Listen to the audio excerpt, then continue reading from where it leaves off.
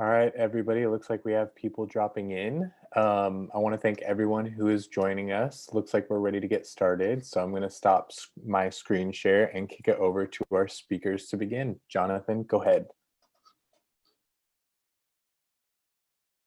Great, thank you so much. Thank everyone for joining us today. Good morning from a rainy Pacific Northwest. We're hoping to brighten our day by talking about social movements and how we can use social movements and work with social movements over the next 10 years to achieve the Sustainable Development Goals. As we know, the need to galvanize support and get back on track to the SDGs is urgent. Failure could mean that hunger and starvation would double, a raging pandemic would go unabated, and we would pass the tipping point of a climate catastrophe. The cost of inaction is high. However, there is a resurgence of civil action in support of global issues and hope for the future. And so today we'll hear from our motivational leaders here who have catalyzed movements across different sectors to achieve the SDGs.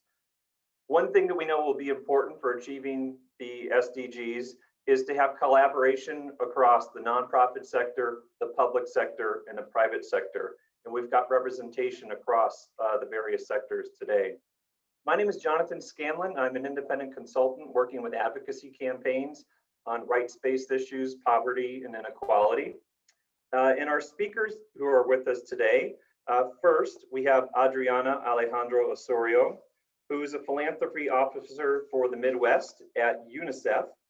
She, before joining UNICEF, she worked across multiple sectors, advising Fortune 500 companies and nonprofits in global corporate social responsibility, democratizing philanthropy, and adopting sustainable development goals through her work at Global Impact. She is also a scientist by training and joins us today to talk about her work at UNICEF. Thank you for joining us, Adriana. Ann Costello is the director of green coffee at Peace Coffee, 100% fair trade and organic coffee roaster located in Minneapolis. Since 1996, Peace Coffee has been in it for good, having purchased more than 5 million pounds of green coffee from small-scale farmer cooperatives. The socially conscious coffee roasting company is a certified B Corp, bringing transparency to the coffee industry while producing expertly roasted small batch organic coffee. At Peace Coffee, Ann oversees the company's value chain from sourcing coffee to tracking the company's impact on producers and continued progress in meeting Peace Coffee's mission. Thank you for joining us today, Ann. And finally, Colleen Scanlan Lyons. She is the project director of the Colorado Governor's Climate and Forest Task Force. And she also is the co-director of the LEAP Innovation Lab. Dr. Scanlan Lyons' expertise includes project development and management, focusing on the social aspects of climate resilience and forest conservation, and community participation, mobilization, and empowerment. She is an expert in developing experiential and applied educational opportunities that bring together governmental, civil society, and private sector actors to create integrated approaches to forest governance, sustainable livelihood development, and cultural preservation.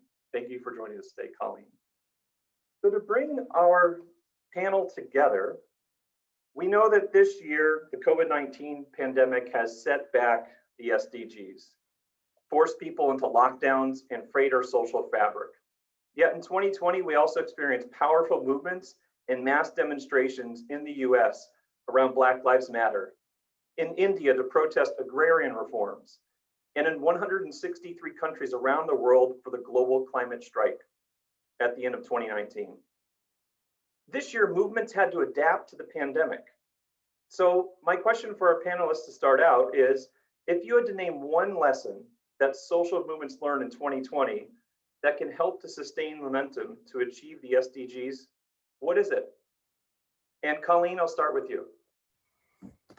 Thanks, Jonathan. It is great to be with you all. This is one of the few positive moments of our past 2020 is the fact that we can do this on Zoom. So I run a large coalition of governmental leaders, and though we're based in Colorado, we're a global organization, and we actually encompass 1/3 of the world's tropical forests. So this question about how can we deal with COVID, what are social movements learning from this, is really timely. And in reflecting on that, I was thinking it's really that we don't have a singular reality, a singular story, that our problems are very interconnected.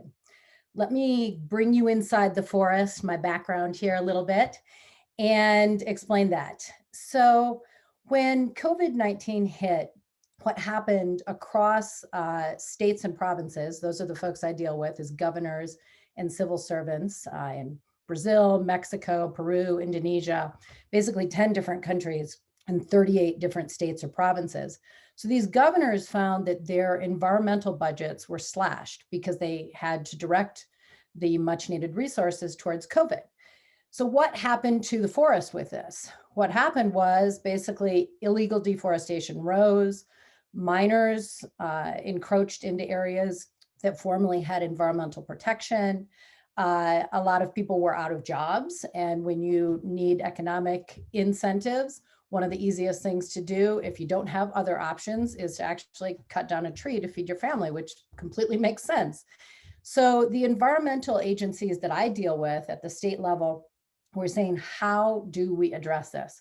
Well, we need to work across agencies. And so what I found was secretaries of the environment were suddenly working with secretaries who dealt with Indigenous peoples, who dealt with human rights, secretaries of planning, secretaries of economics. And more than ever, they had to come together to deal with these scarce resources because COVID was the #1 problem that they all had in common. So working across agencies was really, really key. #2 was also filling in gaps and finding new partnerships with the private sector or with civil society. Governments alone cannot do this. They cannot deal with COVID by themselves. They're really, really important actors, but they found that, all right, we need to call on civil society organizations that are maybe going up the Amazon as part of their projects and have them bring some health equipment, PPE, things like that.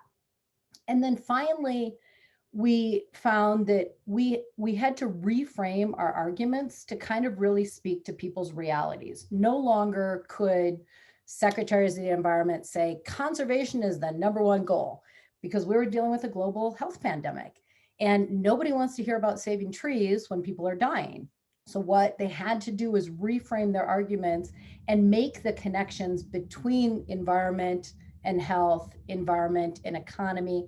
And that's actually set a new agenda for 2021 and beyond, an agenda that's focused more on bioeconomy, that no longer kind of has this singular story, but actually brings everything together. So coming out of COVID, I think we've learned a lot. I think we have some really good pathways forward. And now we've broken down barriers of having people work in silos, and they've got better relationships, not only across governments, but also, like I said, with other partnerships. And then they also have this reframing that honestly speaks to more people, which is really, really good. No governor is going to get up when he's talking to his constituency and having people dying and talk just about forest conservation, but all of this has to come together. So I think the lack of the singular story and interconnection is one big thing that we've learned. And I'll leave it at that and get into more details as the time goes. Thank you. Thank you, Colleen. Anne, I'll go to you. What do you think we learned this year from social movements that can help us to sustain momentum for the SDGs? Sure, I'm going to have some similarities to Colleen. So COVID has put deeply problematic issues that already exist even more on display, which many social movements have been actively working to address for decades. So for me, movements are currently living in a strange dichotomy. Movements are born out of people coming together for a common cause, yet during COVID, we have never likely spent more time alone or in a small group of people. Many of us are living in much smaller and more confined bubbles to keep those in our local communities safe.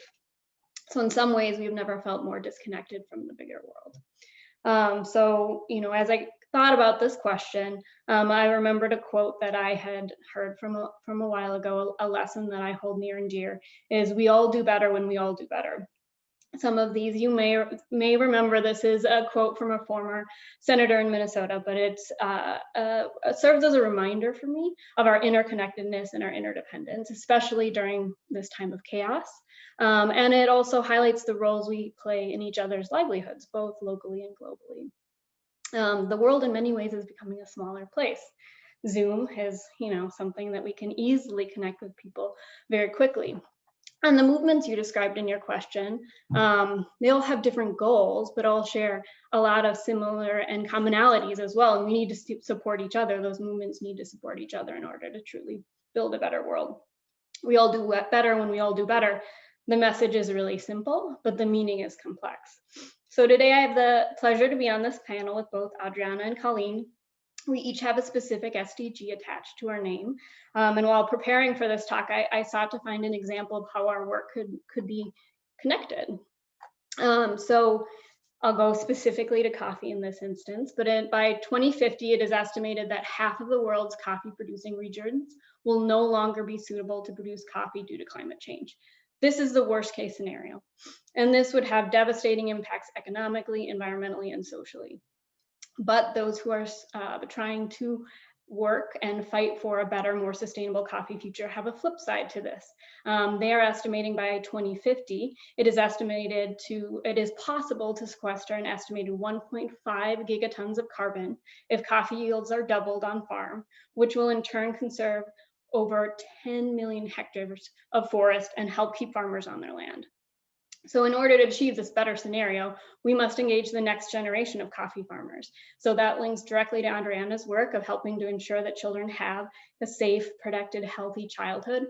And it also leverages the conservation strategies that Colleen is working on with tropical forest conservation and sustainable development. So we've never met in person, only on Zoom, but because each of us are working to create a better, more just world, our work inherently is connected, and our work cannot move forward without the other. So for me, this is just one way to highlight the power and the meaning of we all do better when we all do better. Thank you, Anne. Adriana, the same question to you. Absolutely. Thank you, John, and thank you, everybody who's listening. It's such a pleasure to be joining from Minneapolis through Zoom and talk to evangelist of the SDGs. When I was thinking of movements, my immediate thought is to think of large-scale movements in the past and in history. And I'm coming back to a quote that President Obama mentioned back in the summer. As you may know, the summer was rather contentious for the Minneapolis area and the state of Minnesota as we protested the injustice of the murder of George Floyd and supporting the Justice and Policing Act. And President Obama mentioned that the point of movements are to raise awareness and to put powers to be uncomfortable so they can be translated into specific laws and institutional practices. I think of movements in the past, from civil rights and climate strike to March of Science, which I was so proud to take my son to here when we marched in Minnesota, March of Our Lives, Me Too, Black Lives Matter. And all of this has two main components. First, the need for the protection of human rights and the empathy that is needed, that if this problem is not affecting you, it still matters. And at UNICEF, we continuously pursue an equitable world for every child. There's a way to reimagine a new world that is fit for children, mostly because childhood is such a protected time in which children need to be allowed to grow, learn, play, develop, and flourish with dignity. And if there's one thing that I need all of you to take away is that we cannot make progress on the SDGs without ensuring that children's rights are at the front and center of every decision that affects them and their community. We at UNICEF are advancing the global mission of this global organization that has saved more lives as a humanitarian organization than any other humanitarian organization. And here in the United States, we are mobilizing the American public to support the world's most vulnerable children. And if there's one way that we could do that is to listen to them, to honor their voice, to give them a loudspeaker, and frankly, get out of the way, because they have demonstrated a kind of leadership that cannot be equal, cannot be taught, cannot be replicated. and that inspires and forces us to move along with them to support them for a better world. As you know, UNICEF has a UN mandate to advocate for children's rights and to help them meet basic needs and expand opportunities for their full potential. And we do this through the Conventions of the Rights of the Child, which is a plan, a 54 action plan to protect all children. And again, I think that the best way that we could do this is to listen to children and listen to their voices. We've gotten so many examples this year from the greats that have landed in Time magazine covers, including this year, we got the first kid, Time of the Year kid, a lovely, stellar leader who is using tech to reduce cyberbullying online. And it's just an example, one of many examples of when kids share their voices and have the ability to share their fears and concerns and wishes for their own future, it makes a better world. Thank you, Adriana. So going to Colleen. Colleen, the climate action movement has been one of the more successful campaigns in the past few years in getting people to act and advocate for change. Are there lessons learned from the climate movement that other issue-based campaigns should utilize? Sure, thanks, Jonathan. And I'm loving these connections across all of our work. This is great, and it's really fun to be on this panel with Adriana and Anne. So there's two lessons I can think of. Number one is finding the people that have the power. And oftentimes we think of power as just top down, but I'm also talking about bottom up power. And we're going to get into that, I think, a little bit later in this session. So obviously, working at the federal level is important. We're extremely excited about Biden's climate envoy of John Kerry. This is good stuff. It's the first time that we've had this position. So top-down leadership is really, really important and can't be negated. Also, the leadership of national level governments such as the government of Norway, who's actually paying $56 million to the government of Indonesia for pay for performance, for actually reducing deforestation across Indonesia's tropical forests and reducing emissions. So this top-down leadership from people that can make decisions across entire nations, from donor nations like the government of Norway, which is the #1 climate donor in the world, that's super important. At the same time, leaders also rise up from kind of the ground up level, as Adriana was talking about. I mean, here in Colorado, Earth Guardians, which is this awesome climate movement run by kids, has taken root and really expanded and become this global movement. So we need to look for top down as well as bottom up. The second thing that I would say is we want to think about scale. So we don't have much time. This is why we're having this panel here. Everyone talks ad nauseum about how we've got 10 years to reduce emissions and deal with climate change. And this is a common problem, as both Anne and Adriana were talking about. So how can we do this faster? And that's why I'm saying we need to go to the people that actually have the power to make decisions or to influence decisions from the ground up too. So thinking about scale, what we do, we're kind of in the middle, the Governor's Climate and Forest Task Force. And the way that we work with scale is dealing with governors who are arguably powerful folks. They have the ability to make decisions across an entire jurisdiction, so across an entire state or province. So rather than going project by project by project, we find that it's effective to work with these decision makers and their teams to have policies that reach across these jurisdictions. And that way we can scale our answers, our solutions faster. So then the next thing we need to do if you're going to be dealing with scale is figure out what people care about. And I mentioned this a little bit before in my first response. Environment plus economy, economy plus health, health plus human rights. All of these things need to come together, and we need to develop narratives as well as solutions that deal with scale, but also deal with the realities of the problems that people are facing.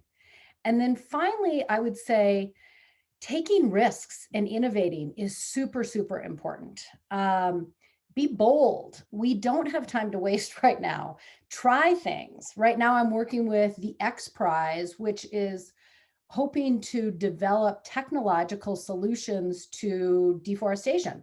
So imagine like drones across the Amazon here, measuring, monitoring deforestation. Some really innovative tech solutions that could scale our approaches to these common problems faster. There's also this initiative to have Amazon 4.0, which is looking at bioeconomy, having learning labs across the Amazon.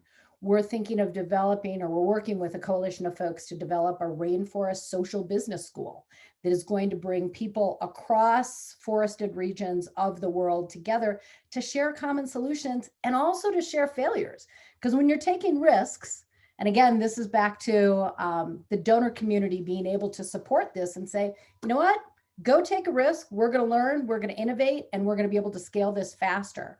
So we all need to come together, I think, around this. But taking risks, being bold, and learning and iterating is what we've got to do in the next 5 to 7 to 10 years. And then finally, I would say, let's work on building these coalitions of trust. As both of my colleagues have said, partnerships are really, really important. People matter. And now, and actually for all of you that are out there listening, we are building a movement together. We've got this network that is growing through the Goalmakers.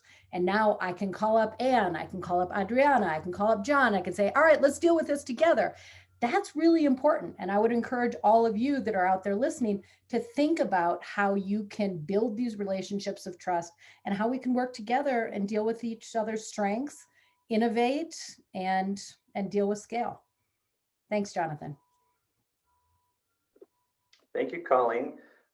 Before moving over to Anne, I just want to remind our viewers that if you have questions for our panel, you can use the app, or if you're on the web-based platform, to put in your own questions, and we can come to those in a little bit here. So if you've got questions for our panel, please enter them there. Thank you. And moving over to a private sector movement, your company, Peace Coffee, has been part of the fair trade movement in the United States. Can you tell us more about this movement and how consumer-based strategies can further humanitarian development goals? Sure.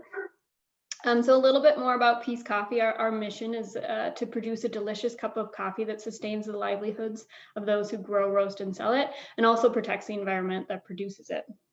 So in order to meet our mission, we really are relying on movements of fair trade, and I'll add another one of B Corp as well. So I'll go into a little bit about background of how coffee is grown and produced. It is estimated that there are over 12 million coffee farms throughout the world and over 125 million people who depend on coffee for their livelihoods. This kind of blew my mind when I first got into coffee. I had no idea there were so many people impacted by coffee on a daily basis.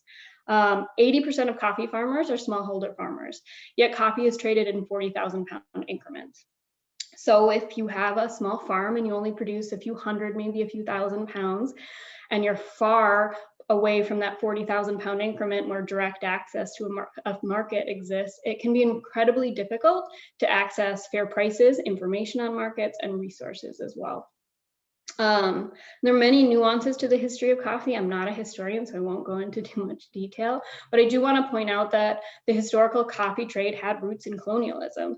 The coffee trade has drastically changed since the end of the colonial era, but its impact still exists. And I bring this up as some of the systems that can make coffee sustainable, it's unsustainable.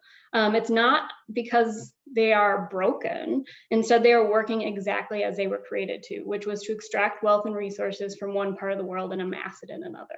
So against this backdrop, this is where movements come in, questioning the status quo to create and promote radical change. So Peace Coffee turns to two movements to help make coffee more sustainable. It helps combat the issues that I just highlighted, helps us meet our mission, and in turn build real, sustained, and meaningful change to the way that coffee is grown, traded, and sold. So the first is fair trade. And a very simple way to think of this, I love this explanation, is a vision for an economy based on solidarity. So fair trade supports small farmer cooperatives, which are democratically organized groups of farmers coming together. So your small scale farmer, you come together in a group and you have suddenly powerful economies of scale to access transparent information, fair prices, markets, technical and agronomic assistance. Coffee is typically traded off of a commodity market, which in theory should reflect demand and supply, but in reality does not oftentimes reflect the reality of on the ground. So what fair trade says is there's going to be a price that we hear from our producer partners that we're never going to pay below. So if the commodity market goes below that, we will never pay lower than this floor price. And if the market is above it, we will follow that market up. So it's our job at Peace Coffee then to broadcast the message so consumers can understand why we cost more on the shelf compared to other coffee roasters and companies who do not pay sustainable prices to their producer partners. And the last major tenet of fair trade is long-term relationships. It takes time to build change. If you just drop in, drop out, put money in, come back out, you're never going to actually make true sustained change. So Peace Coffee believes that strong, transparent, and long-term relationships are at the center of sustainable and meaningful impact. And so last year, over 98% of our purchases were from relationships that span 5 years or longer. So this is something that's very integral to us. The second movement is the B Corp movement. And this is a global movement of people who use business as a force for good. And it really looks at decisions at all levels of the business take your mission into account. So it's an intense assessment. It looks at your mission, your ownership structure, your employee benefits, all of these pieces. And it also includes the SDGs in your assessment as well, so you can measure your impact there as well. So a lot of our environmental work will come into play here. We are 100% organic, but we also invest in carbon sequestration work on farm. Farmer-to-farmer trainings, composting workshops in Ethiopia, reforestation initiatives in Peru. Farmer-to-farmer trainings are a huge part. We're not farmers. We don't have that background. We're not the ones taking on these risks, but to Colleen's point, we can help support it and hopefully build those connections so these lessons can be shared and the risks hopefully minimized across our value chain. This work has had to adapt with the pandemic, so investments that were going to carbon sequestration work are now shifted towards immediate COVID relief, which could be getting basic food supplies into producers' hands or supporting the use of on-farm food gardens to help protect against longer-term food insecurity. So taking a step back to answer your question, when consumers support movements like fair trade, like B Corp, when they buy fair trade products, which can be coffee, cocoa, tea, there's a variety of them, or from B Corp certified companies. So, you know, Patagonia is probably the gold standard here, but I can name a lot of other ones. They are directly supporting progress towards achieving SDG goals. So fair trade and B Corp embody the quote, again, we all do better when we all do better, because they look at the entire value chain. And people, profit, and planet need to be viewed as equally important in a truly sustainable business. And when this is done, it is one way, and I would argue a powerful way to sustain movement towards humanitarian goals. Thank you, Anne. So moving from companies and the movements that Anne described to the city level, Adriana, some of the work that you've done around SDG 4, around education, stipulates the need to foster global citizenship, both within the US and around the world. At the same time, we've seen a growing wave of nationalism across the world. How do you think we can combat this sentiment against global engagement? Thanks, Jonathan. I'm going to start with another thing, just because when Colleen was mentioning, the movements need to be funded. So for all the donors who are there or who are here, for all the partners who are here, please remember that this movement, all movements need to be funded. And I will pause and then now come back to your question. Nationalism, isolationism, and populism is not necessarily on the rise. It's always been there. And one of the best ways to combat this is to create global citizens, to foster global citizenship. Again, we're all here in global gold makers to deliver on the 2030 promise. And yet children around the world are standing up to secure their rights to good health, to the rights to quality education, a clean planet, and more. Because even if they're a quarter of the population right now, they're 100% of the future. And their ability to protect the future depends on what we do right now to protect their rights. UNICEF has been committed to cultivating particularly an American constituency whose empathy stretches around the world and who cares about international hardship as our own. Global citizenship, of course, understands our own global interdependence, and nothing in this current situation has demonstrated the need that we all depend on each other. COVID and the pandemic knows no geographic bounds. I know that has been repeated ad nauseum, but there is an importance to that. And global citizenship requires respect, and it teaches to value diversity and have the ability to challenge injustices and inequities, and taking action in a way that's personally meaningful.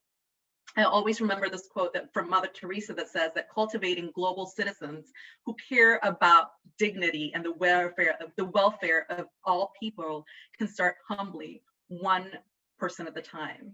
But of course, global citizenships, this education doesn't happen in a vacuum, because it also requires the voices of children to dictate that way. And it requires to help young people share feelings and collaborate in voicing their needs and their desires and their future. Global citizenship, UNICEF has an abundance of global citizenship curricula that stems on 4 main anchors, if you will: learning to know, learning to do, learning to be, and learning to live together. And many countries have ratified the Conventions of the Rights of the Child and have a child-based approach. Of course, we all know that the only country in the world that has not ratified the CRC is the United States. But UNICEF won't stop. We're mobilizing from the ground up through our 800 UNICEF clubs in 40 states. We're empowering American teens and college students and young professionals to advocate for children's rights, to raise funds for UNICEF, and to educate and storytell about why the CRC is important. And this movement is ensuring that every child survives, thrives, learns, is protected from violence and exploitation, lives in a safe and clean environment, and has a fair chance at life. While we can't create this movement at a federal level right now, because we all know that federal movements are quite challenging, we're currently doing that at a city level. And this is done through our child-friendly cities initiatives, which we're piloting this year. And UNICEF Child Friendly Cities is an initiative that uses a child-based framework to build a roadmap for establishing safer, more just and equitable, inclusive, child-responsive cities and communities around the world, which ultimately leads to better, more informed and more empathetic global citizens. Since its inception, CFCI has been adopted in 3,000 municipalities and in 40 countries. And this year, we're proud to share that Houston, San Francisco, our own city of Minneapolis, Prince George County in Maryland, and most recently, I believe a week and a half ago, Johnson City in Tennessee have adopted their pathway to becoming a child-friendly city. This pandemic and their recent activism, just shows again the power of youth activism, but it also requires local governments in order to promote that no decision is about children without children. And again, that it empowers that global citizenship movement within a city, within diverse cities that have immigrants and diaspora communities that, grow together. It is important, again, because funding, a budget is a moral document, that cities themselves also put money where their mouth is and make commitments to children, so children's voices could be at a table where decisions are being made for them. And all of this together, as we're thinking about global movements, and as we're thinking about global empathy, then comes in as we make movements for the United States to ratify the Conventions of the Rights of a Child as a very important moment that will lead us to global citizenship in our own very cities. Thank you, Adriana. I wanted to go to a question from the audience because it relates to that point. into some of the things we talked about. And then for the panelists, I'll go to my other question that we had after this. But the question from the audience from Tamara Plush is, many people are enthusiastic about working with young people, building on their skills and peer networks. However, many youth feel like they are brought into conferences and initiatives in tokenistic ways, as a youth representative instead of as an expert in their specific field, or to give their opinions with little follow-up. I see this, and this is the person asking the question speaking, I see this as an issue of adult capacity building as much as building youth skills. How can adults learn how to support youth and hand over power for more equal decision-making? I'm happy to feel this. I feel like one of the best examples that I have based in the United States and within our own cities is, again, the CFCI movement. CFCI, or Child Friendly Cities, considers children and young people as capable actors. And we provide opportunities for them to share their needs and opinions, and most importantly, to influence decision making. One of the best ways that we make sure that tokenization is not happening is providing this budget, because it's not this one-off thing. It's not a, hey, let's get them a shiny gold star because we're pretending to do this. This is making it in our moral document, which is the budget. And that has demonstrated that adults are capable of listening to children, and children are also capable of sharing what they need from a city. I was able to attend a meeting, a CFCI executive meeting, where children and young people were able to essentially share that one of their biggest fears right now is climate change. Another fear right now that they have is the isolationism based on their current education scenarios, which most of them are distance learning. Some of them are really focused on the dangers and the lack of safety that they feel when they take public transportation. Having representatives there that believe in the power of child's rights activism and having a child's lens-based approach allows young people to really share their truths and share their knowledge, and for us to act on it, because nothing is going to happen if we don't, again, follow through. At UNICEF Global, we have given young people and young activists a seat at the table.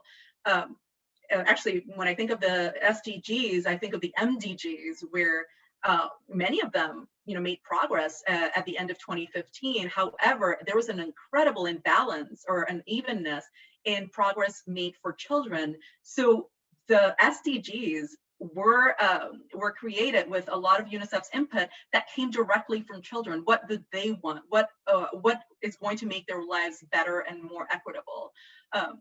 Making sure that these are the areas that we promote child activism and children's voices, as opposed to just tokenism, is how we could move forward, and making sure that their voices are honored and their voices are listened, and their voices their decisions are carried through. Thank you. Thank you. So to our speakers, one thing I want to ask you all about is about your favorite movement leader and how their example can help inform the movement to achieve the Sustainable Development Goals. Adriana, I'm going to stick with you because I have your photo lined up first. Absolutely. Well, I'm not seeing the photo, so I'm going to trust that Kalizo Miataza, oh, there it is there. And I had the amazing pleasure of meeting Kaliza a while ago, about last week, and I actually asked her this very question about global citizenship. And she made some remarks that are just incredible, and I take them to heart. She mentioned that this is the first generation to deal with this scale of a disaster. And of course, my first thought is pandemic. Pandemic is the disaster that we're going through. And she said, no, it's climate change. Right now, her chance at a decent standard of living is in peril. She's scared for her own future, but she's grateful that UNICEF is giving her a platform by helping her connect with influencers in her governments in South Africa, and actually has helped policy changes. I asked her also the question of, like, in a world of nationalism, why is global citizenship important? And I was just moved with her complete, overwhelming love for her Blackness and her Africanness and her Pan-Africanness. That lifts her, and she is proud. And she understood that being a global citizen didn't mean that we're all the same, but we all have the same vision for the world, which is to protect and defend humanity. That the roads might be different, but the journey might be different. The end point is the same. For her, global citizenship meant that you take care of your people, but you focus on others as well. That identities are intersectional, but can all join. And I think that nothing is more exemplar than Colleen and Anne's journey here and sharing their stories, where this is all interconnected. And identifying those differences is imperative to unite, and contextualizing these differences, but recognizing these differences is that which unites us. That diversity must be incorporated in our ethos. But in terms of her life as a child, as a young activist, she feared that, she's doing everything she can to protect herself, to protect her future, protect her climate. But she needs adults to play a role to support children, because all children want to do is to be children. They want to live out their youths and stay as innocent as possible. But climate change is sacrificing their youth. So we have to move faster. And she wants other young people to not know how young or small they are. And she's decided that she's just going to do everything she can. I think that our hope for the whole lesson of this pandemic and all the movements is that we're stronger when we work together. And it is up to all of us to act as one to make the world better and more equal and a peaceful place for all. Thank you.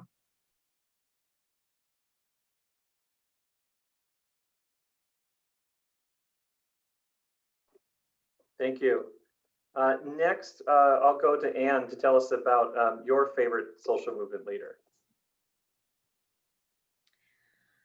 Sure, and the photo that will be showing up here is his name is Rodolfo Penalba, and he is the general manager of the Comsa cooperative in Marcala, Honduras. He is a third-generation coffee farmer, and his original dream was to become a doctor, not to be a coffee farmer. But an agronomy scholarship kind of changed the path, and he was 15 years into a career as an advisor for large farms when a worker nearly died after accidentally ingesting an agricultural chemical. And this was a pivotal moment in his life, and it led Rodolfo to organic agriculture. So he began the slow, labor-intensive transition to organic production. And then this led to a broader commitment to change the way that coffee was grown in his community. And he describes it as a challenge and a moral commitment after this pivotal life moment. A few years back, I was there to witness Rodolfo give a speech, and it was on a stage named, and I love this, the Revolutionary Corner of Comsa. And he said, in Honduras today, you can get killed over a cell phone, but the people who perform these actions were not born with the dream of becoming a criminal. Our society has failed to provide opportunities, the culture and education to create healthy and compassionate people. In response, he has led Comsa to do just the opposite. Not only do they help provide economic opportunities for their members through the production of sustainably grown coffee, they've engaged with the community in a multitude of ways. They've even founded an alternative school in Marcala to support broader thinking, innovation, and thoughtfulness from an early age. While speaking to him a few years ago, he asked me why I thought children stopped asking questions like, why is the sky blue? When I had trouble answering the question, in part because my Spanish needs a lot of practice, but in part it was a great question. He said, we teach them to stop asking questions. So, the school that they have built, I cannot wait to see the radical, innovative, and worldly views that the children who come out of this school come to develop. He's also someone who helped show me some guiding principles around organic production, and they call them the 5 M's. They're organic material, microorganisms, minerals, living molecules, things that are very specific to organic agriculture. But he said the most important and most difficult to master M is gray matter. your mind. If you can master keeping an open mind, you won't stop questioning how to build a better and more sustainable future, or asking what you can do to make the world a better place. When you question the ordinary, you can create the extraordinary. And that's exactly what I see this co-op doing. When I first met Rodolfo, it was when a disease was decimating yields of coffee farms throughout the world. Our farmer partners, some of them saw their yields drop by over 50%. And when I stepped on a farm at Comsa, I saw record yields. I saw an organic farm to the left of me that was healthy and vibrant, and less than 15 feet away, a conventional farm that literally was sticks in the ground. The disease was all around them, but because they have this culture of innovative, creative, trial-seeking, innovative work, they've managed to beat the disease in a way that people in the conventional industry said was impossible, that would never be done. That couldn't be done without the use of chemicals. So Rodolfo is someone that I just always think of, questioning the ordinary to get to the extraordinary, and to always remember to keep your gray matter, your mind open, and to be a continual student. Thank you, Anne. I love that story about the gray matter. Colleen, over to you. Who's your favorite social movement leader that you've worked with? Sure. I love this final question because it really brings out the faces of the social movement leaders, and we're not going to forget about this gray matter. That's good stuff. So I was talking about forest conservation, and that, one of the things I don't even think I mentioned, but to Adriana's point about climate change, forest conservation could be up to 1/3 of our climate change solution across the world. So I don't want to just stay in the Amazon or in Indonesia. I now want to go to the Atlantic forest on the coast of Bahia, Brazil, and tell you about a social movement leader who is in the female in the blue on the upper right corner of your screen. And she's got a perfect name for a social movement leader. Her name is Help, Socorro in Portuguese. And she often likes to say it in English. She's like, it means helpy. She has dealt with a really big social movement. She's created a social movement in Bahia, Brazil. And I want to just quickly trace the trajectory of this movement. Number one, she's starting with where she is, who she is, where she is from. And that is something that Anne and Adriana both talked about with their leaders. So the slide in the middle, this beautiful beach, is near the town of Ilhéus, Bahia.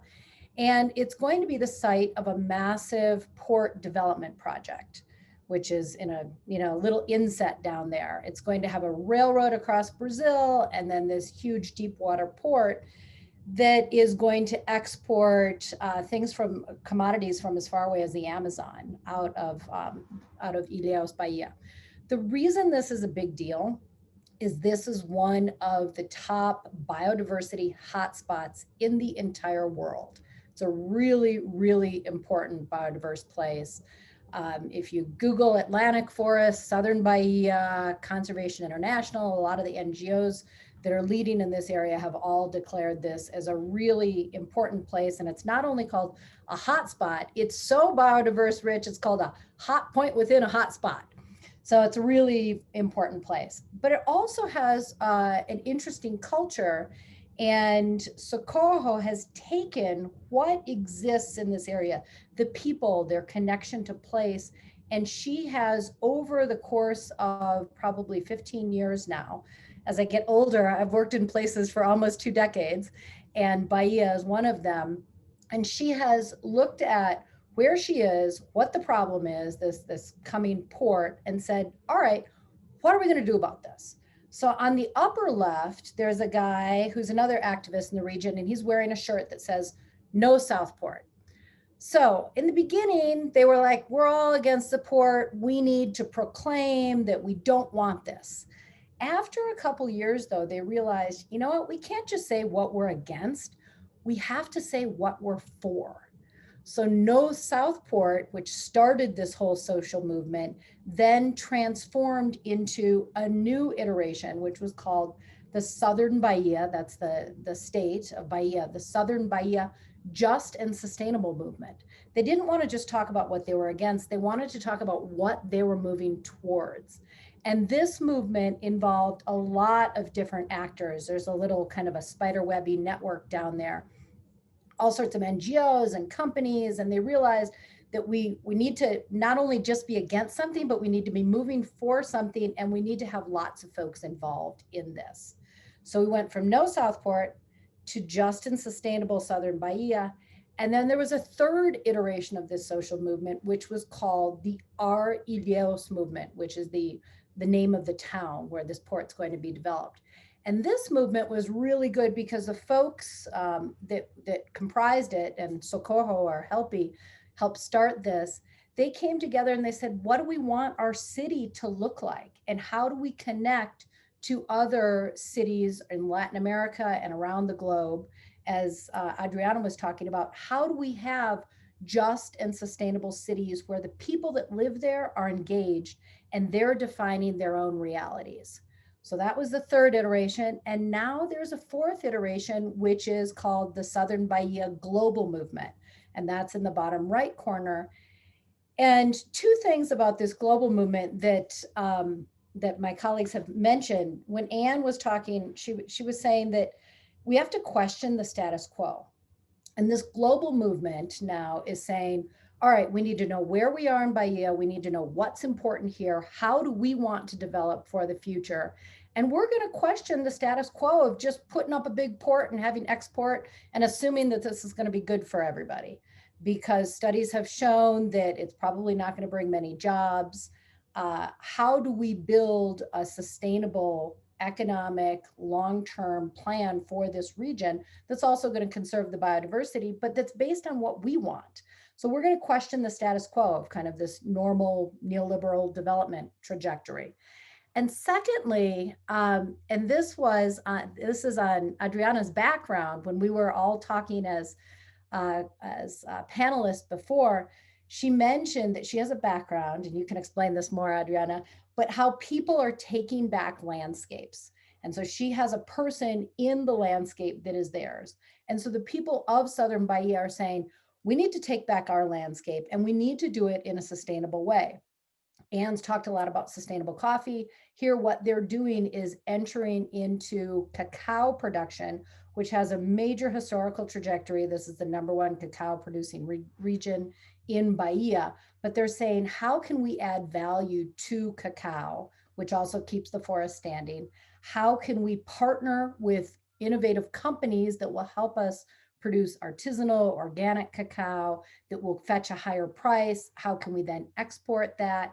How can we produce it in Bahia rather than in Sao Paulo? So really developing their economy, but recognizing that global connections are really important. So taking back their landscape. So I would say this leader, just to recap, I love how she starts with where she is, how she adapts over time and adapts with new possibilities here. And then finally, just to speak about the question about youth involvement, the university from this region, the State University of Santa Cruz, is very involved with developing this global vision. And so we've got students from the University of Colorado that are working with students down in Brazil. They're doing this in 2 different languages. They're bringing translators. They're talking with each other. I think those types of global connections, like, we can get over language barriers right now. That's not that big of a deal for us. And Zoom is making that even more possible. So forging new types of connections that are based on personal relationships, that are rooted in what matters to a place, but also that recognize our interconnected global world is really important. So I just wanted to share Socorro or Help's story. Thanks, Jonathan. Thank you, Colleen. So to folks listening in, if you have questions, put them in the either the Q&A here or on the app, and we can get those in. We've got time for questions. I wanted to go back to our panel, kind of connecting the stories we just told about movement leaders and a statement that Adriana made earlier, that the message to donors, that we need to get the funding directly to movements. Even in the United States, we know that's a challenge, right? Where a lot of the organizations that were out in the streets whether earlier this year, late last year with the climate marches to this summer with Black Lives Matter, those are not all necessarily 501c3 organizations that have funding relationships with philanthropies and foundations.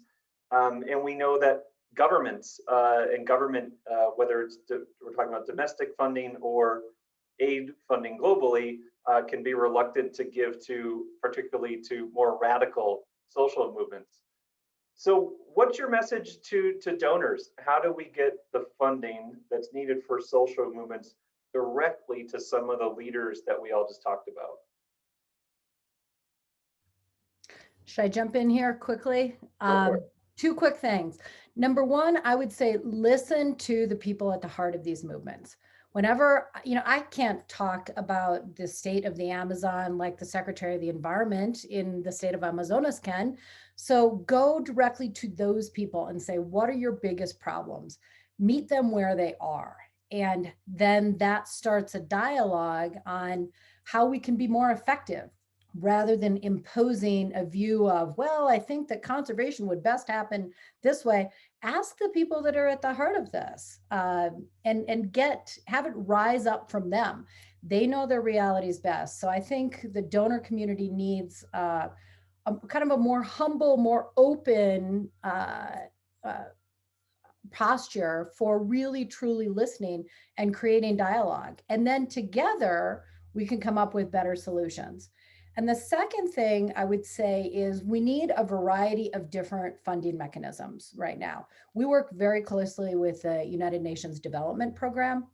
They are really good at being able to administer massive amounts of funding that's going to NGOs, that's going to states. They're good at that. They are not so good at being able to move $5,000, $10,000 to communities that sometimes really need $5,000 or $10,000. And so just sticking with one mechanism of funding doesn't work. You need a variety of bigger grants, bigger institutions that have really important administrative oversight, and then also more nimble, agile mechanisms of getting funding to social movements. I know the Global Green Grants Fund, where I worked, like 25 years ago or so, they do really small grants, $5,000 to $10,000, which doesn't have a lot of bureaucratic application procedures. It's, I think their motto is something like good grants to good folks, and you fill out a couple pages, and they use a network theory of being able to call upon leaders in the region that they're working. So social movements leaders in Brazil make the decisions about where that funding is going to go and have the most impact. So it's a lot of rapid grants going and making really arguably very, very impactful change with these smaller organizations. So listen and have a variety of different techniques, because we need to be filling these gaps all over. Thank you. Anne, do you want to speak to that at all? Sure. So I'll come, I'll switch this a little bit, because we are for-profit business. So, what funds us is our consumers. So I'll change that from a little bit about this perspective and say, if you are looking to buy a product or engage with a company that has a socially based mission, I would also say, if they're not transparent and if they're not direct with their supply chain, how are they going to know they're actually making that impact on the ground? So for Peace Coffee, we own our own importer, so we can have those direct relationships with people on the ground. So when we say we're putting small grants together, which may be $5,000 or $10,000, to Colleen's point, directly to communities, we have that ability to funnel that through. And we do, Coffee engages with lots of bigger NGOs and US government agencies and different things. I won't talk to that, but I will say, if you are a consumer and you want to put your money to good, understanding direct relationships and that impact, I think, is really an important thing. And, a little can go a long way. To Colleen's point, some of these communities, it is just a small amount that can create, massive change that maybe aren't huge donor grants aren't going towards these areas, or the paperwork is cumbersome and isn't something that they can accomplish. So I think direct relationships is a really important piece of making change, and to Colleen's point too, listening to people on the ground. And Adriana, I took that line from you. So do you have more to say about donors and what they can do to help? I adored everything that was just mentioned, especially Colleen's admittedly. It takes money to raise money. And it's really expensive. So we have to be better. We have to do better. We have to trust institutions. These institutions also have to trust communities. We have to democratize this process and decolonize this process. I love the idea of making sure that we foster long-term relationships with the communities that we're serving. Sometimes the best ideas from a philanthropic perspective are the worst ideas in terms of impact, because there's other people that are doing it and doing it well.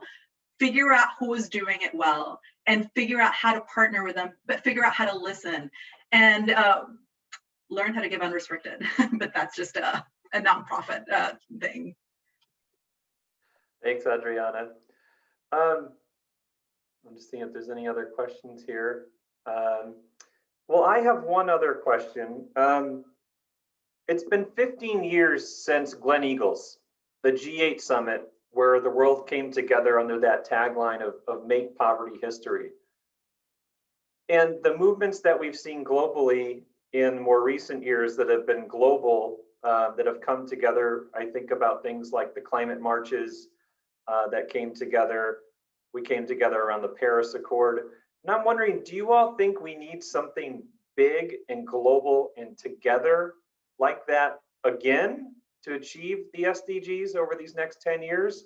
Or is it about what we've talked about with getting funding and working directly with the social movements that are around the world?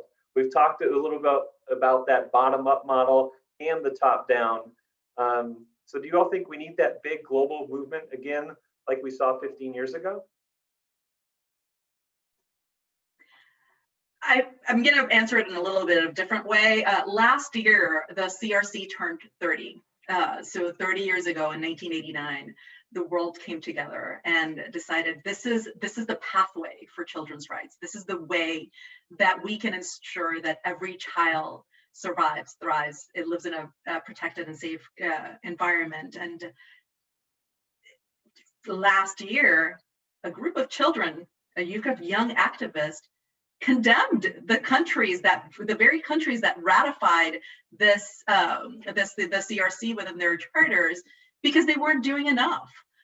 I don't know if I'm not an expert to say whether we need a new movement or a new call to action, but we certainly can continue making sure that we catalyze momentum. The SDGs, when they were announced 5 years ago, everybody was on board and everybody was just, hopeful. I think that we need to just continue doing everything that we can to continue that movement in our space, to continue this movement for children, because again, we're all building a better world for children. We're all building a better life in communities for the people in the Amazon. We're all building better livelihoods for farmers in different areas. And this is I'm not a paid advertisement. Peace Coffee, delicious coffee. I drink that every day, but it's easy to get to in Minnesota. But these movements need to just continue being catalyzed and we need to be reinvigorated. So we don't lose hope, so we don't forget, so it doesn't become this afterthought that many movements, it happens to many movements. I'm glad that these spaces exist in order for us to remind us of the importance. We cannot stop. We cannot let this go. We need to do better and we need to do more and we need to do it together. So that's what I'd say. Thank you, Adriana. Anne, I'll go over to you on that, and we've got about 5 minutes left here. Also, one of my friends said that Peace Coffee always had the best exhibit at the state fair in Minnesota. Yes, it was. We were all sad. We are all lovers of the state fair at Peace Coffee, so that was a sad thing that didn't exist. But thank you, everyone. A delicious cup of coffee coffee can connect people thousands of miles away and also provide a nice little caffeine jolt too. So it's always a good thing. But in terms of your question, I think it's a great question. You know, from where I sit, fair trade is not a new movement. It's been around for decades. And what we've seen in coffee communities is premiums that have come from fair trade prices. You know, when fair trade started, it may be to get electricity to a community. It may be to build a school in a community. It may be to get a roof over the homes of the members. I mean, meeting very basic human needs. And then you watch as you work with co-op over decades that these premiums are now being used to reinvest in the business, to reinvest in the farms, and to build a better future. So not to meet the here and now, but to work towards a better future. And that's a really, really exciting thing to see that progress. Now, you know, the pandemic hits and hurricanes, climate disasters in the last few weeks, and we are now, you know, back to providing food staples, talking about food insecurity going to be a huge issue in Central America, where many of the basic foods crops were impacted by the last hurricanes. You know, so it is a difficult time for sure, but to me, to Adriana's point as well, fair trade still movement, it still did good. And even though we've moved backwards into some of the needs that we're meeting in this immediate moment, the work still needs to be done. Fair trade is still a powerful movement to get there, and we need to continue to do that work. So I don't know if it's a bigger movement, or I'm not one to answer that question. But I do think, to me, I've seen the impact. I know it works. It's not perfect. There's always going to be ways that we need to adapt and move forward. But to me, it just is, it continues the mission of we need to figure this out and we need to continue to listen. But fair trade is a powerful tool to help get there. Thank you, Ann. Colleen, any closing thoughts? Sure. I think we can't deny the fact that we are globally connected, and having millions of peace coffees around in the world would be good. And if they can be connected and scaled, that's also good. I also think about how we really need new paradigms. And to the question on youth and all the work that Adriana is doing with youth, I have a 21-year-old son. His name is Max, and he goes to school in Minnesota at St. John's. And he's always talking about how he has a different vision than people that are my age do about consumption. He has a different vision about fossil fuel use, about carbon footprint. And he'll say things like, oh, Mom, I wish when we were buying a product, we could look and see exactly what the carbon footprint is. And then that would help us make our consumer choices. So he has this whole other mindset, which I can argue should become a global movement, because we don't really have time to be living in these past mindsets that were very destructive, that were colonial, as Adriana said. You know, we need a new way of thinking, and I do think that we need a global paradigm, and this is going to rise up from the youth. These are people that have, they recognize their interconnection, they use social media in really innovative ways to stay in touch with each other. And they also challenge older folks like us to really think, do you need to be buying in this way? Do you need to be driving your car? How are you connected in meaningful ways to people around the globe? So kind of in the name of my kids, I'm really hoping that we've got this global paradigm. It's good stuff. Thank you. Thank you, Ann. And I wanted to, thank you, Colleen. I wanted to thank everyone for joining today. I'm glad we've made some connections here. I see in the chat, we've made some connections here around some of the UNICEF work and some of the toolkits there. I encourage folks to continue, join other panels at the conference, and use the Whova app to connect. If there are things here you want to follow up on, if there's a new partnership that you think can be created through this work, as we've talked about today, we know that we need to work together across sectors, across movements to achieve the Sustainable Development Goals. So thank you, everyone. Thank you, Ann. Thank you, Colleen. Thank you, Adriana, for joining us today, for taking time out of your day. And good luck to the other panelists at the rest of the talks today. And thanks, everyone, for joining in. Thank you so much. Thank you. Thank you, everyone. Great facilitation, Jonathan. Absolutely. And Thank great you, to meet you all. Thank you, Jonathan, and all of our speakers for sharing their expertise with us today. Coming up next is a short break. And then 10 minutes after the hour, there's going to be a panel on next gen leadership for global development. So to get there, just click on agenda in Whova and select the session to be connected. And we'll see you all soon. Thank you so much. Thanks all. I look forward to keeping Thank in you. touch. This was great. Absolutely. Thanks, everybody. Yeah, really fun. All right. Have a great afternoon. You too. Bye. Bye. Bye.